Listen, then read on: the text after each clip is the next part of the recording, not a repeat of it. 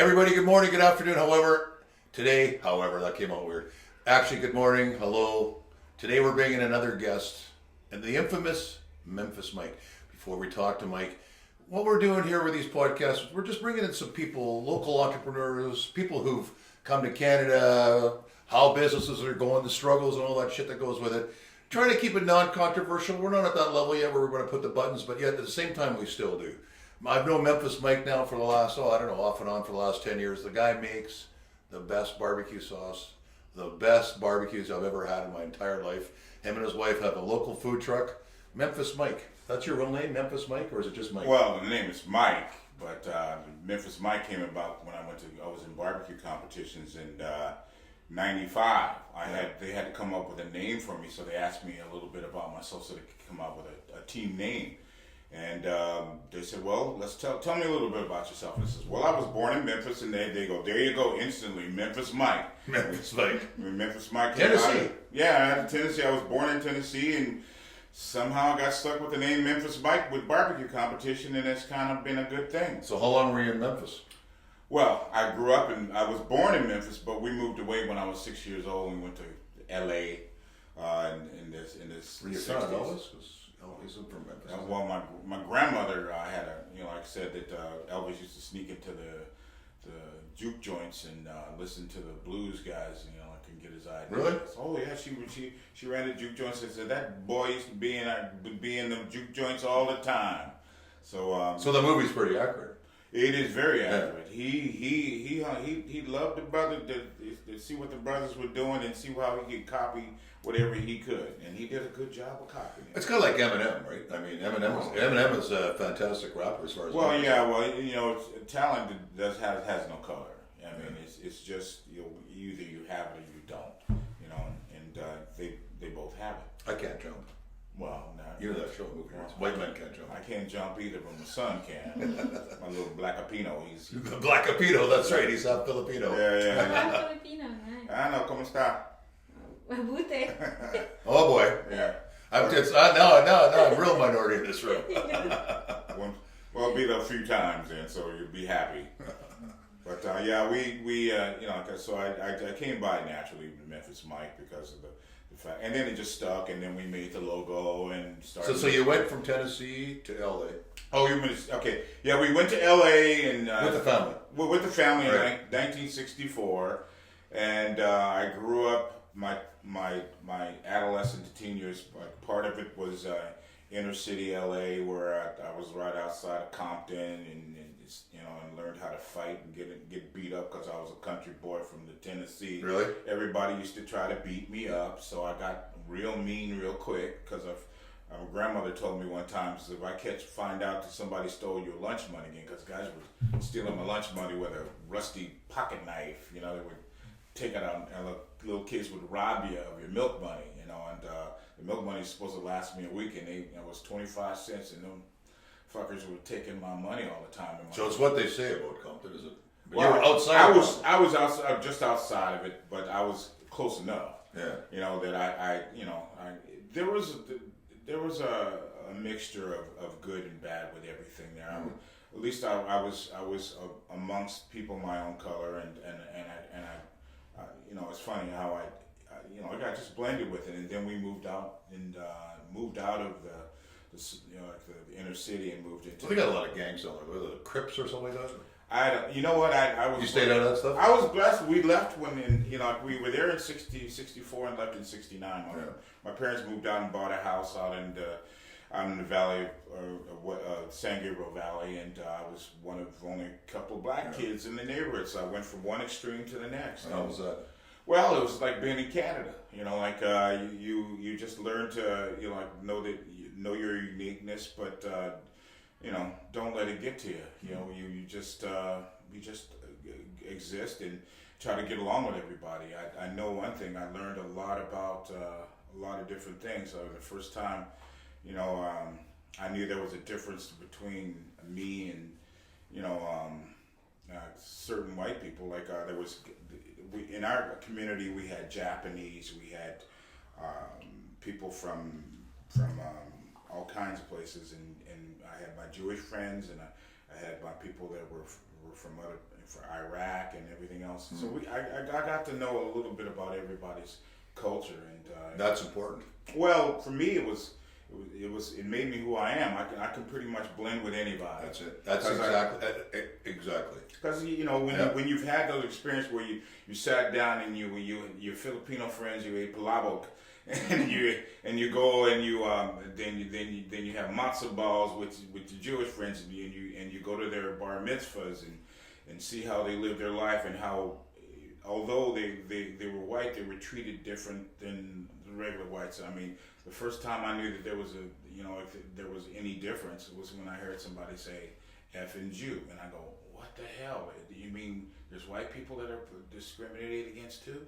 And I won't get political, but one of the things is I realized that hate comes on all ways and sizes and everything else, and we just adjust to it, and don't let it be the major thing in our lives. It is incredible what happens, but I think Canada, it's changed a lot, but it's kind of in a melting pot all around. I mean, the last couple of years have changed. The Yes. world has changed. Yes. But I've always thought of Canada it didn't really matter the color. It was or whatever, welcoming. right? Well, yeah, But and if you can't have a little fun, just a little humor, but that's what I thought Canada was always just, sort of free loving. We don't divide. Well, some of the best comedians in the world have come from Canada. John Kennedy. Yeah, I tell you, like what I came here 42 years ago, and the story. I mean, my famous story is I came here chasing some redhead from Postville, Washington. It's always about a woman. I was always about it. Well, in my case, I just got out of the U.S. Navy submarine service, and I was sitting at the fork of the road, as you say, where I was once at Portland, let's say Vancouver.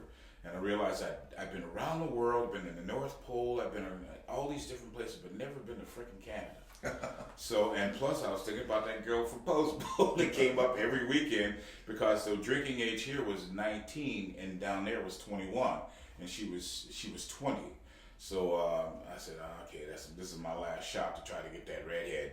So I came up here, met my ex-wife, and took a while to get out of that. And I was planning on going back and becoming a comedian or a singer or something down in LA, and I met my wife, and 5 kids later, and 32 years ago to the other day. 31 years. 32 yesterday. I married. Filipino? Yeah, I married her on her birthday, so I only had to buy one present every year. God. It just worked Could have out. done it on Christmas too. I know, could have done that, but that would have. So anyway, then you got into, not to interrupt, but then you got into what? You became a janitor? Well, right after I got here, and I finally I got loose of my ex-wife, which I helped her raise her kids. She was Filipino also, and they're old and grown up now and got their own kids. But I started the janitorial business with my wife I have now, and we did that for several years, and we did well with that. Mm-hmm. But there was something missing, and I had in 1999, I had that moment where I had a near fatal car accident where I was coming home after working hard late one night, and my employees, or my subcontractors, or what I called them back then, they didn't come to do their job, so I had to cover for it, because even if they didn't show up, I still had to answer for it. So I was up 18 hours working, and came home. Was on my way home, and I passed out at the wheel, I guess, and hit a pole. Had a floor machine in the back. Completely missed my head by that much. I accordioned the Suburban, the 3/4 ton Suburban, but I only had a little chip in my tooth, but I had shattered my hip because the seatbelt was just was just the lap seatbelt. It wasn't the shoulder. So I went forward, but I didn't go out the window because I did have my seatbelt on, and it was 4:00 in the morning. You ever notice that everybody's almost got a story Yeah. about something that's tragic that's happened in their life? Sure. Everybody that we've talked to. Okay. Well, but that's the thing, that there's always got to be that turning point that makes you think, I need to do a change. Yeah, I need to do a Yeah. reroute. Yeah. And in my case, it was that, because I mean, I made good money. I made better money doing like cleaning toilets than I do cooking food. Yeah. But I enjoy the smiles and and people. It makes people happy. But getting back to the story, I shattered my hip. They ended up putting little sideline. I was on a road on a desolate road with nobody around at 4:00 in the morning. 2 car thieves drove by and pulled me out of the truck. And I said, "What are you guys doing out here at 4:00 in the morning?" I said, "We're stealing cars." They called the ambulance and took off. Holy shit. Put a blanket on me, called the ambulance. I got saved by a bunch of car thieves. I mean, how many people got a goddamn story like that? But that's it, right? You never know the story that people Well, have, you know, right? I mean, it's always like this. It's Yeah. every day something bizarre happens, and you got rescued by some car thieves. Well, Yeah, well, that's what makes life interesting. I mean, are they really thieves? The government's just as bad, as far as I'm concerned. Well, you know, they're just legitimate thieves. Well, they do there was an old. You made me think of a joke about. I remember it was in Hustler. They had these politician dolls. You wind them up, and it would go to a citizen and screw him in the ass. That's politician dolls. So yeah, like We're not going to talk about the Clintons because everybody did. No, 55 of them all died after. I thought that's. Yeah, we're going to keep it light. Yes, that's it. Whimsical. Yeah, We're whimsical people. So then it's quite funny, right? As a janitor, you're actually making pretty damn good money. Yeah, it was. Yeah. And did you care that you were a janitor, or someone say to you, "What do you do for a living?" Did you say you were a custodian, or did you? You know what? I said it with pride. I'm the best damn toilet cleaner you'll ever meet, and you couldn't afford to pay. You couldn't afford what I cost. You see, but at the end of the day, you did it to make a living. You started doing good. You made well, and who gives a shit? Right? Yeah. This is the problem in life. People don't really understand it, especially people that have grown up here and don't know what it's like to go anywhere else. And the beauty about you. I'm taking you back to Compton. You grew up in East LA, I guess that's what we call it. Or somewhere around there. Yeah, and you got out of it, right? Yeah. And parents did. But you saw like the shit back in that. I want to say I don't know what the word racism. I haven't really felt it because I don't know it. But if you're talking about racism, growing up, everybody, years ago was a lot different. There was a lot more just white people in Canada, and then all of a sudden these Indians come in, and there's nothing wrong with it. It's right, but it was just it's different. And then you know what? Everybody just seemed to just get along. I grew up in a small town with 80,000 people. We had a guy come from Vietnam, and there was. What town did you grow up in, by the way? Kamloops. Kamloops, British Columbia. Yeah. You're way up there. That was a kind of a rough and tough town. We had a guy here we talked a couple months ago, and guys would get into fights next week, and you're drinking with them. But I remember this one guy, Fee, showed up from Vietnam, and there was this really big, huge guy. They're playing video games. Back in those days, he put a quarter in, and that's your next turn. Anyway, he kept playing, and this big, huge guy and this Vietnamese guy, they looked at each other. He says, "I'm playing next," in his Vietnamese accent. And everybody's kind of looking at him. Are you crazy? You're going to mess with that motherfucker? They went outside. This guy did a double roundhouse kick, and fucking down goes the big guy. And that was it. This guy was like the king of the town. No one would fuck with him. Yeah, he came out of the escape from Vietnam, was spent years training martial arts, and it was like, whoa, But it's. I still think. I went down to New Orleans, did some work down there once, and I saw some pretty crazy shit. But I think, and I don't know if I'm right to say this or not, I think you just gotta kind of fucking go with it. Like you just, you know what? If it interferes with you and you get hit in the nose, then you gotta fight back. But sticks and stones can break your bones. And when you go on TV, man, you got people I got fucking haters that want to fucking, they fantasize killing me, dude. You know what I mean? And it's like, at the end of the day, it's like, but it's that small percent. Right? It's that 1% or that 0.05%. You can have 500 customers that come through the door. Every one of them are happy. One that no matter what you do, you can't make them happy. True enough. And that motherfucker or whatever will haunt you for weeks. Well, that's called reviews. Like I got a simple saying that an old man taught me a long time ago, and I'll share it with you, your listeners. You have to have a Teflon ass. You can't let shit stick to you. Right? You cannot let shit. If you, let's look at my wife. We were working on the food truck yesterday, and we were feeding a bunch of people. There was a lot of Filipinos there, and this one Filipino guy said to her, says, "You don't look Filipino," and she let that get inside her head. And I said, "What? Don't." He was, and first of all, I talked to all the Filipinos there. I said, "¿Cómo está, pare?" and all that stuff. and I talked to them. Chicken boo boo. He Adobo. he was just one of them guys that likes mess with people. Yeah. But she let it get inside her head.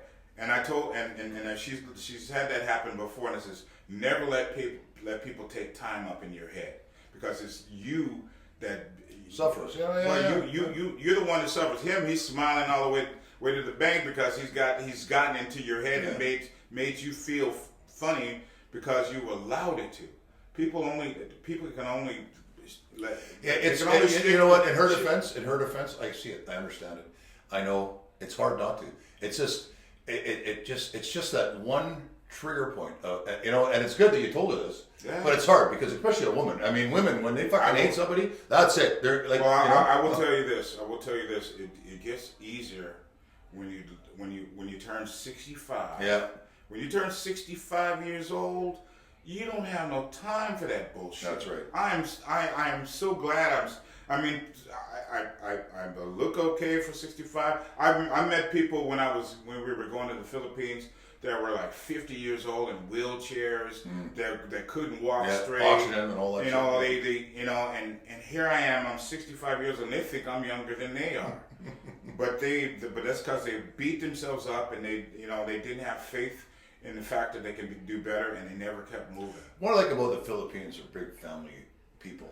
Wow. I love the picnics. I got lots of nephews, buddy. You know what? I got more nephews and nieces that I can count. You walk down to a park in Vancouver. Love them all. They're always having picnics, cooking, barbecuing. Sometimes I just want to be invited just to sit there and eat. And I bet you if I talked to them nicely, they would actually let me sit down. Oh yeah. This is, like they like to brag. They like to share their stuff. And ordinarily, the Philippines is not a rich country, but you know what? There's a lot of happiness in it. And then you come here, and we're all fucking running around trying to get the next watch. Well, when we just came back. That's right. Yeah. We just came back from Philippines, and one thing that I can say is everybody has some kind of hustle. Yeah. Everybody has something they're doing. And my nephews, I bought them little motorcycles so they could take little ferries on their little tuk-tuks or what, I forget what they call it. But it's one thing to give them money. It's another thing to give them a livelihood. Yeah. And I figure if they ask me for something that they're gonna make money at, I jump right on it. But if they just want some cash from me, they can kiss my ass. Yeah. But the minute if they got something that can, like they say, you give a man a fish, he eats for one day. Yep. Give a man a fishing rod. Give a fishing pole, he eats for a life. Unless, of course, you're Jesus Christ, you just put your hand out. Well, I haven't got that. I know I haven't got that. That's the Midas touch. That's the pedigree I ain't got. So what the heck? So you have this truck. Food truck, yeah. Food truck. And you make barbecue. Like I make chicken. Ribs and chicken. I make honey brine chicken. I make ribs that fall off the bone. I make brisket that makes your mouth water and makes you want to slap your mama. Yeah. Oh, I got that. So do they book you for events, or what do they do? We do a lot of private events. We don't. So somebody can actually contact Memphis Mike. Yes, sir. Online at memphismikes.com. I'm giving a plug there. Memphis Mike, that's right. So Memphis Mike, local. You come out, you cook. Yeah. You take a guess how many people you're going to have, or they have to tell me. They have to tell me. Because we have a minimum of 60. Yeah. Because me and the wife do this stuff all from scratch, and we take quite a lot of pride in it. And it doesn't matter how many people. No, he makes the best ribs. Yeah. Well, when you've been doing it for 25 years, you better be good at it, or you need to quit. And you're doing it 6 days a week, 5 days a week? As it comes. This week we have 3 gigs that were huge. So this week we've already fed over 600 people, and we got another 150. Wow. So you twigged on something. You said you cook for about 60 people. So let's say they said minimum. Let's say you've got 140 people. It's a bad day because it rained or something happened, and now you got all this food. And what do you do with the leftover stuff? If I have any leftovers, I usually give it to the homeless. What do you mean? You just hang around? I know where the homeless are in Abbotsford, Langley, Surrey, wherever, and I just go around and I don't like wasting anything. No. Wasting. So wasting. I'd rather. First of all, a lot of times that's why I love catering, because it's already been paid for. Right. But I always bring more than enough to make sure that I. So when they call you, they say 100 people, I bring enough for 120. right. You know, and I may not use the whole 120. So Yeah. if I have any, like I have 20 left So over. why do you give it? Why? It's just because. Why? Yeah. Because I love feeling good about myself. Yeah. Remember I told you that story? Like I always believe that karma will come back to be in your favor every time. We've had a good life because of the fact that I remember. Oh, I got a story for you. Okay. This one time I had a restaurant 23 years ago, and I lost my shirt in it. And years later, when I started doing catering, I was at a garage sale, and there was some stuff one of my kids wanted to have, and the guy that was there, I said, hey, how much you want for this? It was some kind of screen thing, like a video screen thing, and he goes, is your son like that? He says, yeah, how much you want for it? He says, aren't you Memphis Mike? I said, yeah, I am. He says, like you used to have that restaurant on Fraser Highway. I said, yeah, I know. I used to feed more of the homeless than I did everyday people. He goes, yeah, I know. I was one of them. And whatever your son wants, he can have whatever he wants. And I said, wow, man, That's a story. Well, that's a story because I didn't know who this dude was, but I remember like at the end of the night, after I had not sold a damn dime of food and I was losing my ass, I said, I'm not going to let this go to waste. At least it'll be a calling card for people to tell other people about my food. So I just gave it out. No, man. You know what? I could tell you stories. I mean, I do a lot of insurance business when there's a write-off. As actually, I just told you, I just bought a bunch of stuff from the Canadian military. Yeah. Insurance. Anyway, a lot of times, I don't want to mention the names of the company, but they're big, and there's absolutely nothing wrong with the food. And they do not want, and I can't handle it. I'm supposed to take this food, and I'm supposed to throw it away. It kills me because there's absolutely nothing wrong. We had dog food, for example, when the floods up in Fraser Valley. No pets could get food. I had pallets and pallets of food that had to go to the garbage. Wow. And it's dog food, for crying out loud. And I just said, screw this. I said, I put it in the garbage, put it in plastic bags, took a picture, said, here it goes. And we fed a bunch of animals. We do that as well. Like I take it to local charities as well. It just makes me absolutely sick. Yeah, it irks you. It does. If you lived in any kind of life like where you've done without. Yeah. There's a charity downtown. It's called Lotus Light Charity. They're a bunch of Buddhist monks, and they feed the homeless. They clothe the homeless. They're sort of unsung guys. It's like a Chinese community, and every year we give them clothes, we have them food. I love the unsung. That's the way I roll. I don't want people to know what I'm doing. I'm telling people now, but I just do it because it feels good. And you know what? I did this for years, and every year they kept asking me to go to this event. Every year. So finally, one year I show up. No big deal. Yeah. And they practically gave me the red carpet, took me through, and they showed me these people living in this park. And they said, not everybody's a crackhead. There's a lady in here, she's a barista at Starbucks. She can't afford a place, so she's down in this area. And I'm walking around. Oh, my clothes that I give them, everybody's got. They're over there cooking the food, the pineapples or whatever I gave them. And they were so happy. And I was like, I don't give you that much. He said, no, you've given us a lot. And I mean, and look at all these people who are wearing your clothing. Yeah. And I'm kind of going, really? And it was like, and then these Buddhist monks came over. They're kind of cute. They're, I believe in the afterlife and all this is gonna. And you know what? It's not like we post it. Yeah. We don't talk about. We talk about it, but we don't. But why wouldn't you? And I tell you, it does. It's a good feeling. And it's humbling. It's a good humbling thing to do.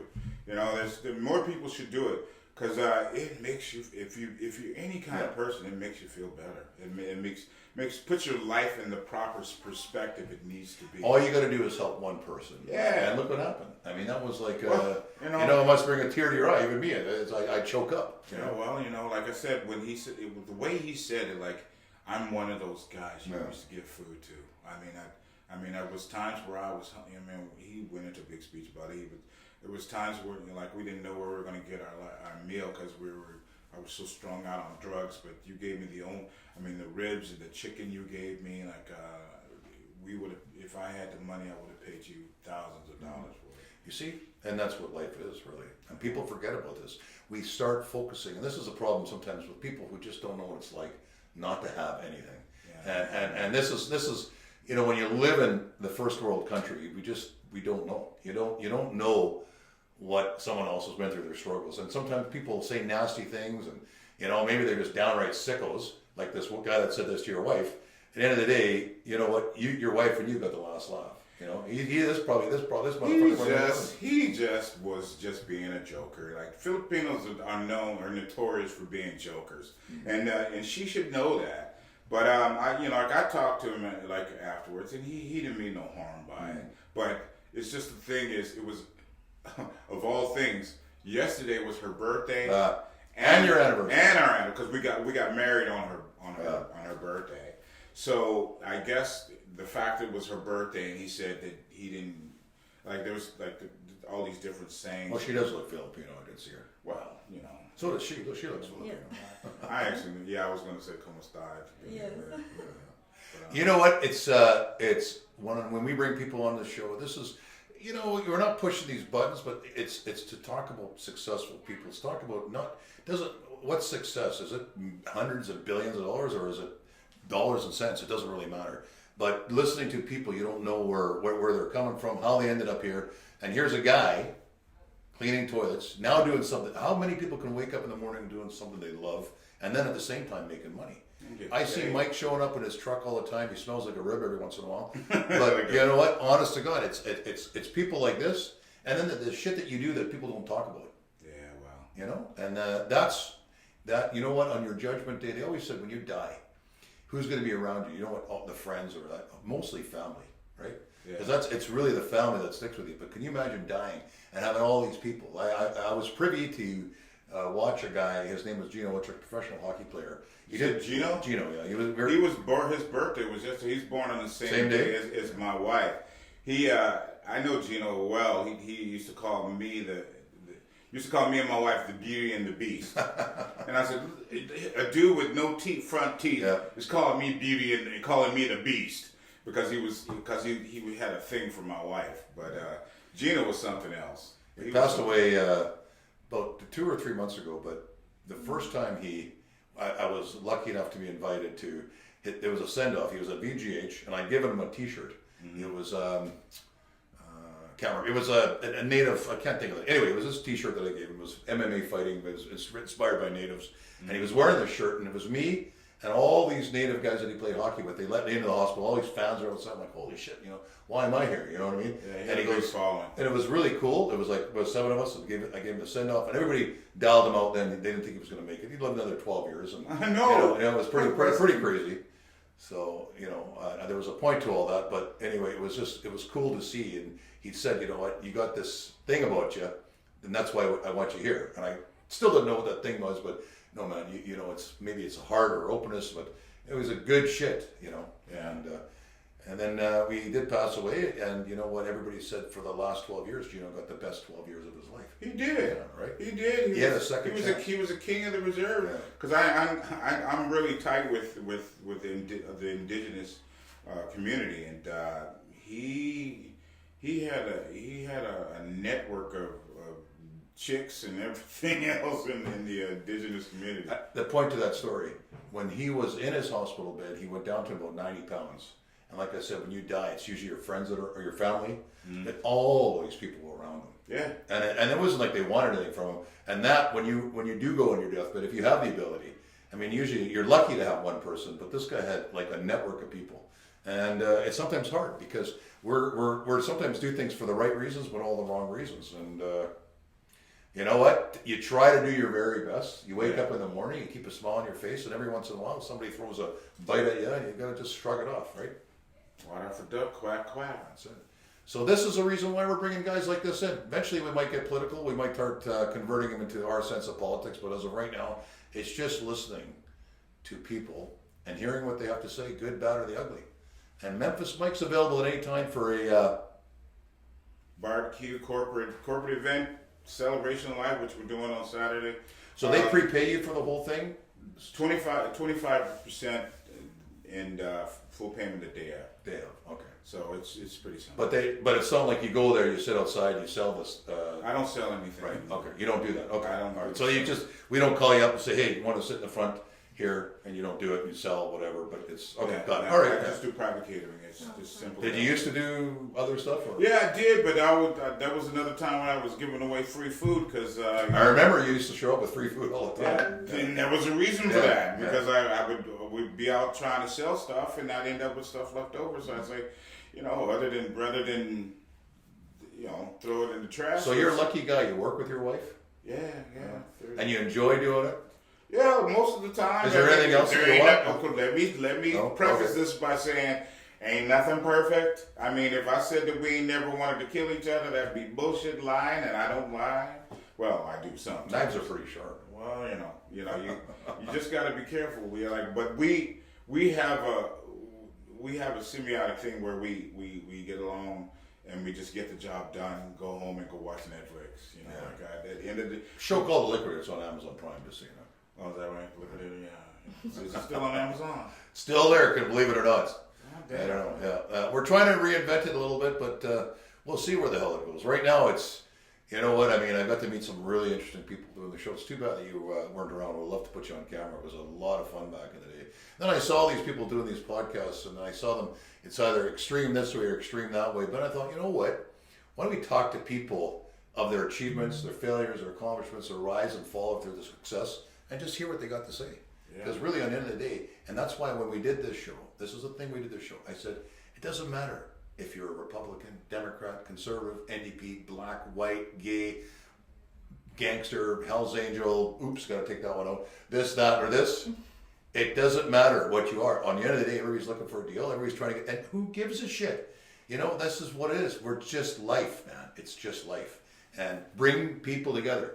Just because you're a black guy and you're selling this, I'll buy that from you. Sell to white guys, buy it from black guys. Who gives a shit? Chinese, Japanese. And that was what the show, the premise was. Sort of beyond its time in its way. We made a little bit of fun out of people with it. But you know what? There wouldn't be a show if you were just nice.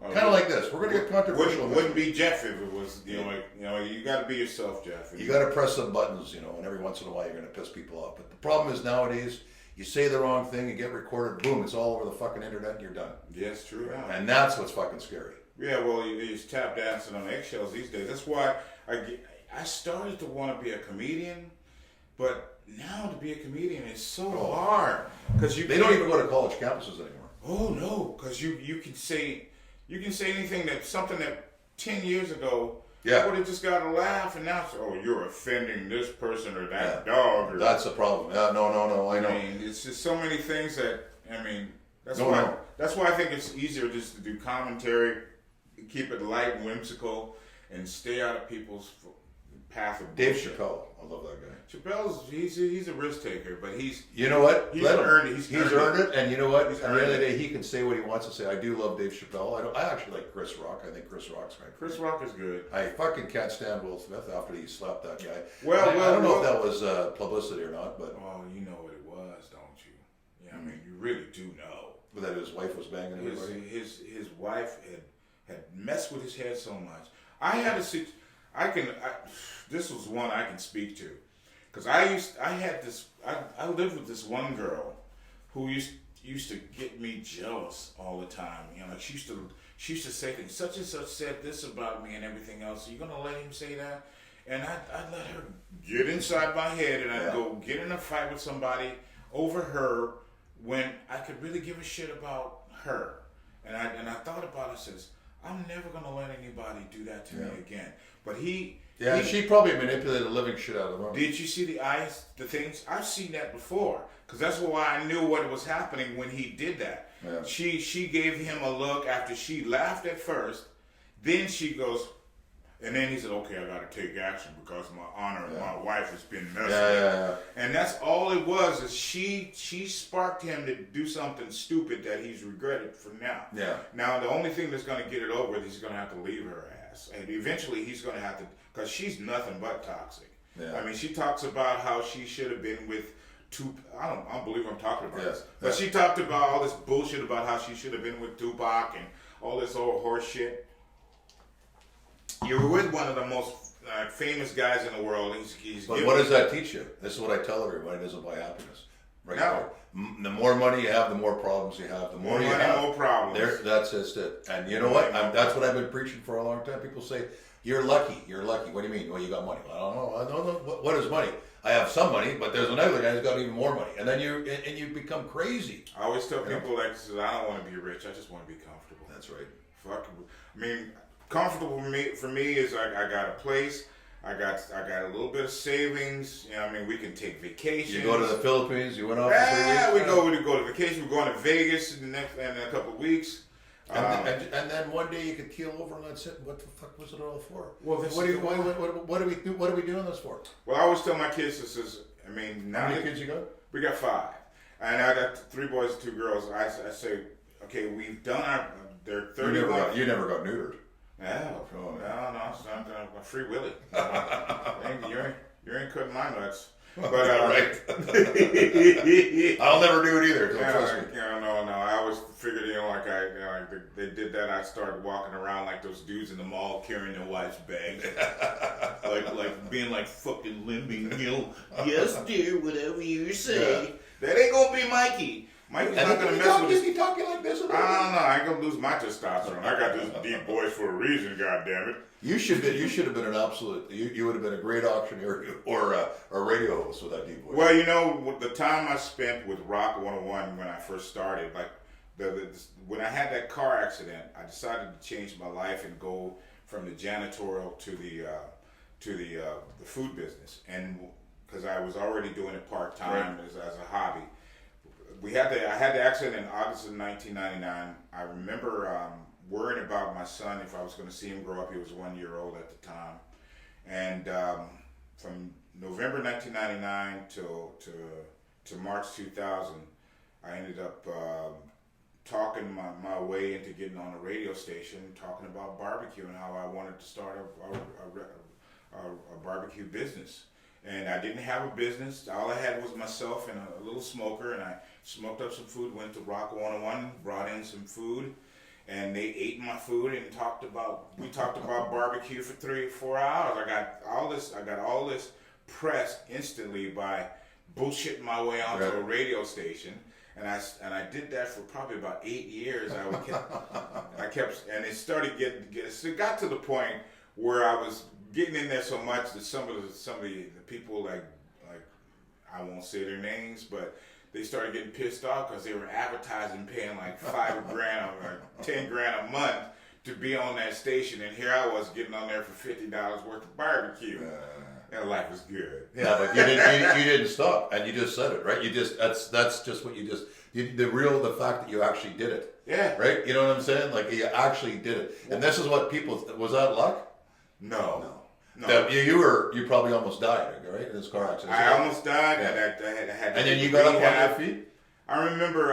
I think about it. Well, the story goes how I met the guy to get on Rock 101 is I had right after I finally got out of the hospital, and I hadn't completely healed yet. Yeah. But I had to go back to work in janitorial, so I was stripping floors with a cane. Like if you can imagine, I had a helper, and I was sitting there. I was stripping floors, and I still had a cane. With a cane. With a cane. And the guy who I was stripping the floors for, he was a friend of he called him Danger Boy. He's still around. And he says, well, you want to get on the radio? I know Bro Jake. I can get you on there. I said, oh, shut up. Yeah, sure, man. And no, I'm good friend. I go. They talk about me all the time on the radio station. Well, you can get me on. I'll bring some barbecue down there. So he a couple of weeks later, he goes, all right, okay, it's on, Mike. Can you come down on Tuesday? I says, what? And lo and behold, I was on that. I was on the radio station. Ended up meeting Trevor Burbick, the ex-heavyweight champion of the world, at that radio station. Me and him became good friends. Yeah, he's a good boxer. Well, he was. I remember he held my son when he was 1 year old and said, "This kid's going to be a champion one day." He's got strong legs, and my son became a national champion in long jump. Holy shit! That's 16 years. But again, you see you're with a cane doing this. You didn't give up. A lot of people would give up, man. A lot of people just, you know what, or they live off the system. But you know what, you didn't. You chose not to. And I'm not a quitter. But that's like in any competitive sport, in anything you do. This is what I'm trying to bring up out on people, man. People need to hear other people's stories. You don't need to, now when you turn around, you're on Instagram, some fucker's on some private plane, he's got this watch, he's got this on, you read about how this guy, practically bullshit, but you feel like, man, I'm stupid. Why am I not part of this NFT group creating this Bitcoin bullshit? Why don't I have this? But really, on the end of the day, that would be a 0.005%, but most people are like you almost die in a car accident. You're literally having to work, and you got your cane here. Next thing you know, you're talking your way into a radio station, and boom, you're making a living. Yeah, the first day I was on that radio station, I had the cane in my hand. I was leaning up against the Trevor Burbick and all the Neil McRae and all the characters from the radio station, and going, look at what I did in 90 days. Yeah. 90 days from the time of my accident, I said, okay, I'm gonna tell anybody and everybody, and I just kept putting it out to the universe, because that's what you do. You put it out to the universe, and it will come if you just believe. I put my kids through a private school back in the day. I'll never forget. I was against it because I don't believe, and I'll tell you why. A lot of times, private schools, you're segregated to one group. Yeah. And you touched on it earlier, when you grew up in a neighborhood, if you don't grow up with different backgrounds of everything, doesn't matter, Iranian, Chinese, Korean, Filipino, doesn't matter, but you get to understand them a little bit, that makes you that much of a better person. Not saying this was all a bunch of white kids in this school, but it was a bunch of people that had a lot of money. Well-to-do. Yeah. Now, and for the most part, a lot of these kids were son of a bitches, and some of them were really good. I do remember the very first visit we went to, it was, they have this family, your families get together. Mm-hmm. We're on this deck in this multi-million-dollar house, and everybody decided to ask everybody what they did for a living, and I was the last guy, and I was starting to shit myself, going, oh fuck, what do you do? Doctor, lawyer, dentist, doctor, lawyer, doctor, stock, doctor. What do you do? Well, today I bought a Ferris wheel. What do you mean you bought a Ferris wheel? Paid $1,200 for a Ferris wheel, turned around and sold this Ferris wheel for, I can't remember, it was 10 grand or something like this, but you could tell people were like kind of looking at you. Yeah.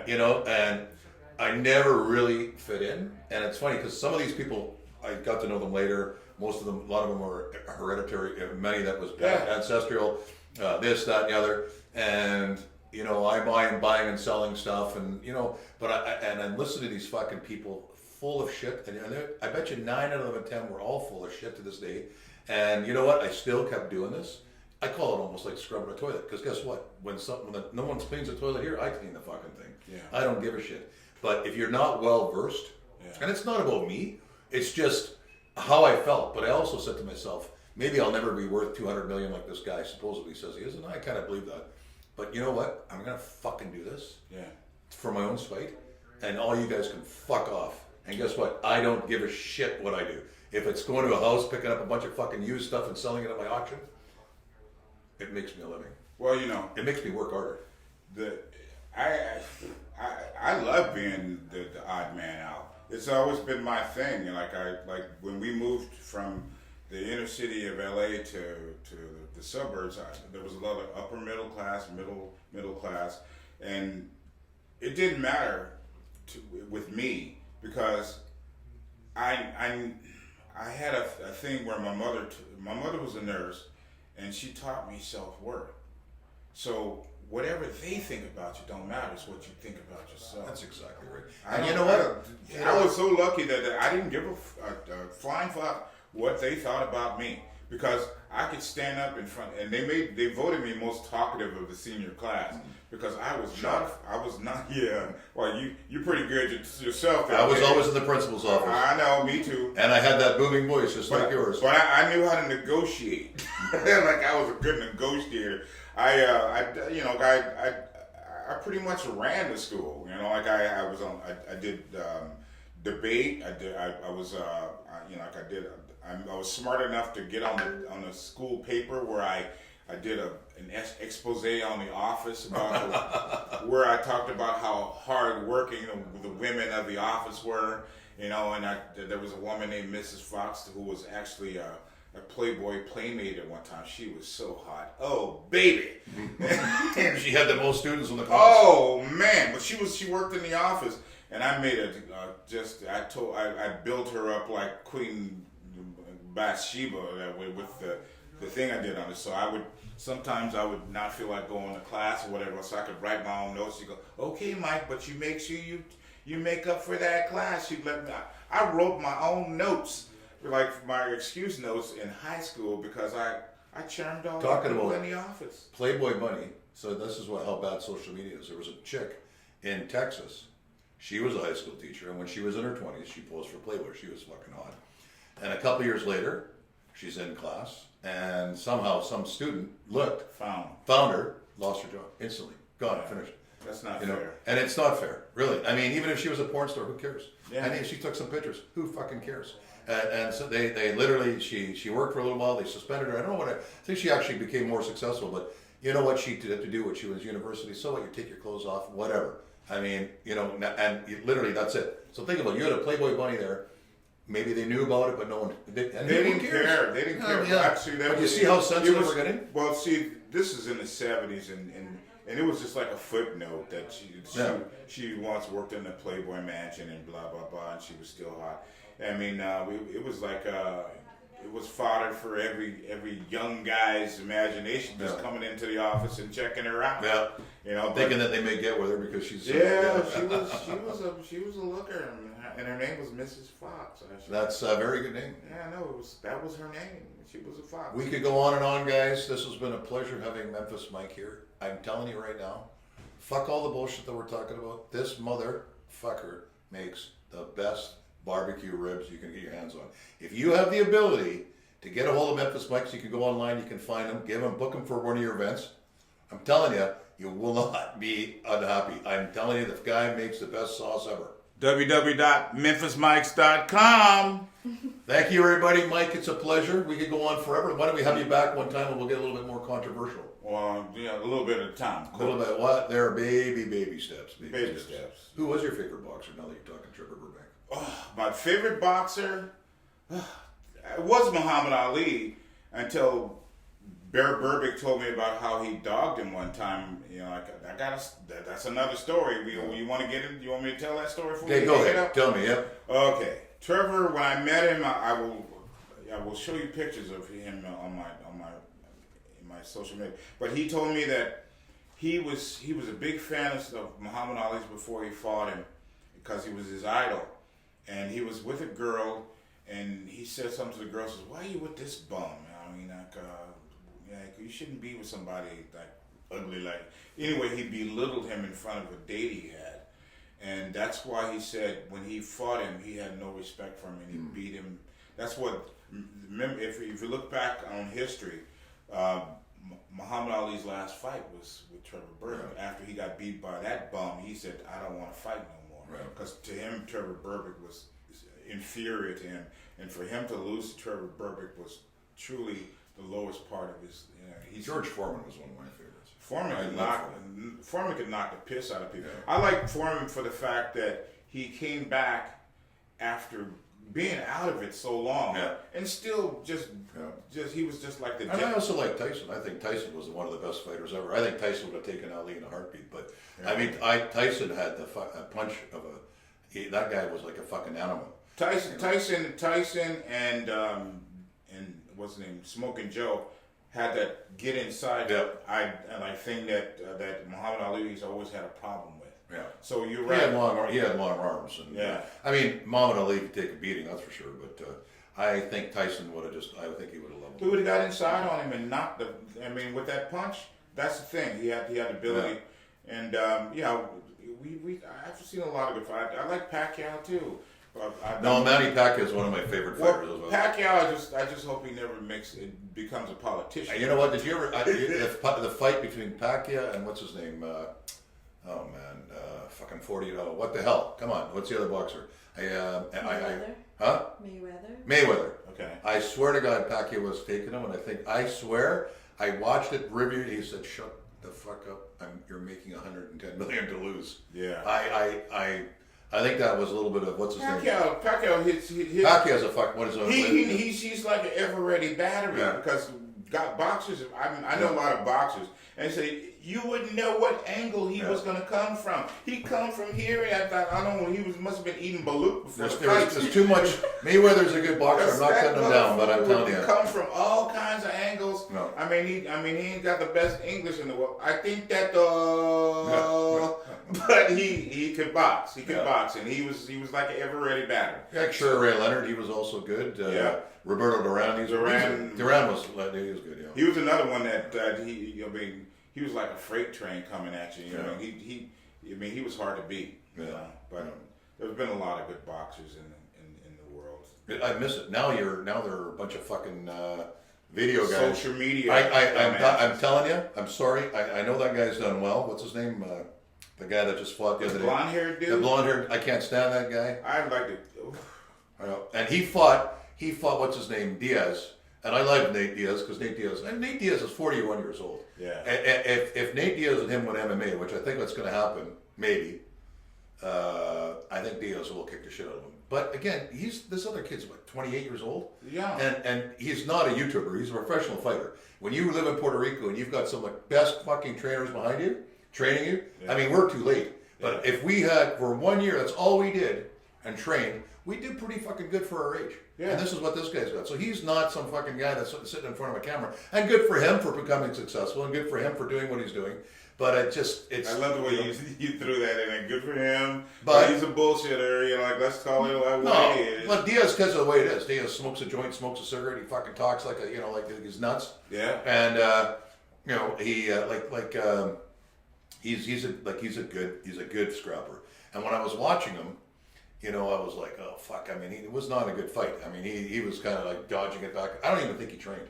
Whereas this other guy was pumping it out all the time. And I think Diaz made the most amount of money for fighting him, and he could take a beating. But I thought there was a little bit more spunk that he could have had. But you know what? I've not been professionally. I've been in the ring a few times, and it's a lot harder than it looks. Like it is. I boxed in the Navy when I was in submarines.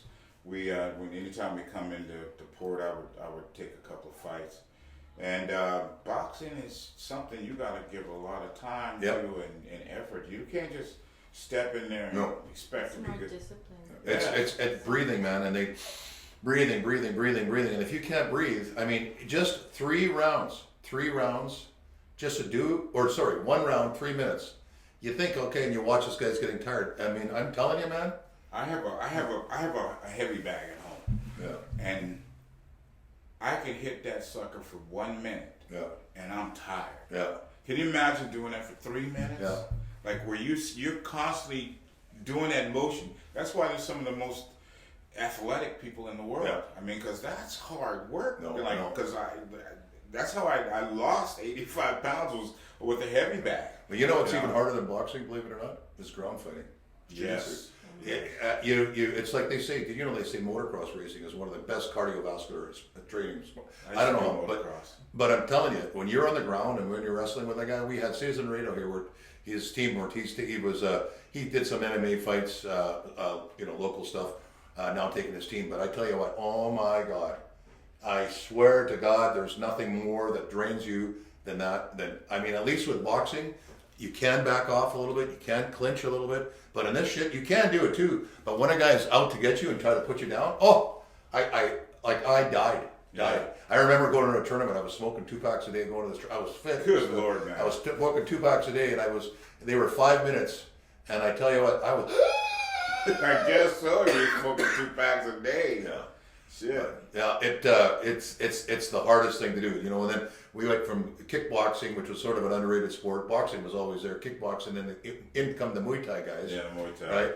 And if a Muay Thai guy ever got a hold of you, you're fucked. Right? Oh yeah, big time. I tell you, it was good. We gotta go again. I'm chewing my Nicorette. I want to thank Mike for coming out here. Next time we're gonna bring us some. Next time we're gonna bring Mike. Mike's gonna bring us some chicken. Check out Memphis Mike. Check it out. We're gonna have this thing broadcast live very quickly. Talk to you later. Hasta la vista, baby. MemphisMikes.com.